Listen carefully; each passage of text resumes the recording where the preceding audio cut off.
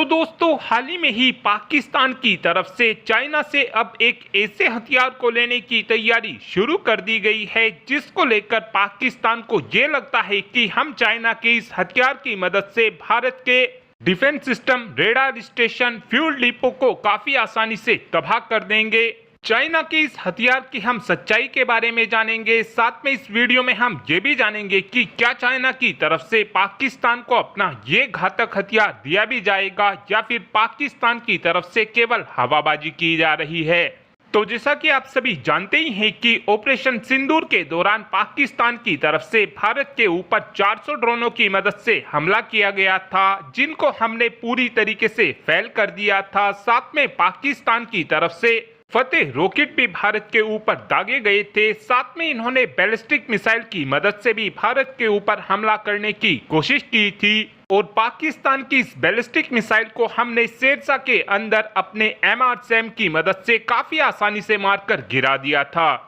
साथ में पाकिस्तान की तरफ से ये भी दावा किया जा रहा था कि हमने अपनी CM-400 हाइपरसोनिक मिसाइल की मदद से भारत के आदमपुर एयरफोर्स स्टेशन के अंदर भारत के S-400 डिफेंस सिस्टम को भी मारकर गिरा दिया है। हालांकि बाद में PM मोदी खुद आदमपुर एयरफोर्स स्टेशन पर गए थे और उन्होंने वहां पर S-400 डिफेंस सिस्टम के सामने काफी ज्यादा अपनी इमेज भी क्लिक कराई थी, जिससे ये बात तो पूरी तरीके से साफ हो गई थी कि पाकिस्तान की तरफ से केवल फेक प्रोपेगेंडा फैलाने की कोशिश की जा रही है। ऑपरेशन सिंदूर के दौरान जैसे ही पाकिस्तान के सभी हथियार भारत ने फेल किए, उसके बाद अब पाकिस्तान को भी ये बात अच्छे से पता चल चुकी है कि इनके सभी हथियार आउटडेटेड हो चुके हैं। इसीलिए अब ये एक बार फिर से अपने आयरन ब्रदर यानी कि चाइना के पास पहुंच चुके हैं और इन्होंने चाइना से चाइना की DF-17 मीडियम रेंज की हाइपरसोनिक मिसाइल की मांग की है। जो ये चाइना की DF-17 मिसाइल है, इस मिसाइल की रफ्तार 5 मैक से 10 मैक के बीच बताई जाती है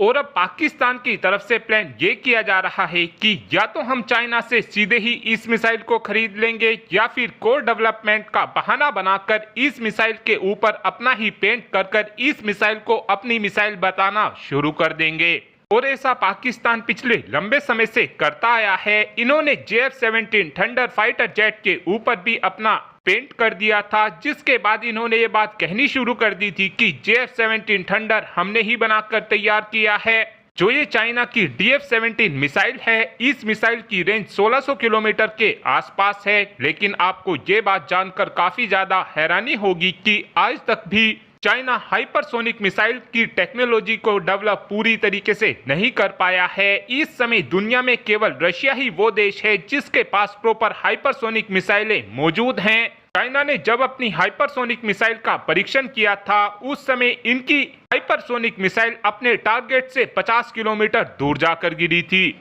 इस बात से आप खुद ही अंदाजा लगा सकते हैं कि चाइना की ये DF-17 मिसाइल क्या प्रॉपर एक हाइपरसोनिक मिसाइल है या फिर नहीं। और दूसरी बात, क्या चाइना की तरफ से पाकिस्तान को DF-17 हाइपरसोनिक मिसाइल ये दी जाएगी या फिर नहीं। तो आपको बता दें कि पाकिस्तान इस समय MTCR का मेंबर नहीं है, जिस कारण चाइना की तरफ से लॉन्ग रेंज की मिसाइलें पाकिस्तान को नहीं दी जा सकती हैं। और अगर बाई चांस चुपचाप तरीके से चाइना इन मिसाइलों की सप्लाई पाकिस्तान को करने की कोशिश भी करता है, तो उस कंडीशन में MTCR की तरफ से चाइना और पाकिस्तान इन दोनों ही देशों के ऊपर प्रतिबंध ठोक दिए जाएंगे। और इस समय चाइना ये बात बिल्कुल भी नहीं चाहेगा कि उनके ऊपर किसी और प्रकार के प्रतिबंधों को लगाया जाए, क्योंकि पहले से ही चाइना के अंदर ये चीज देखी जा रही है कि चाइना की मिसाइल बनाने वाली कंपनी जाओजाओ होमगार्ड इलेक्ट्रॉनिक और चाइना की लॉकहीड मार्टिन कहे जाने वाली चेंगडू एयर कॉरपोरेशन के शेयर लगातार गिरते जा रहे हैं। और अगर बाय चांस इन्होंने अपनी ये मिसाइल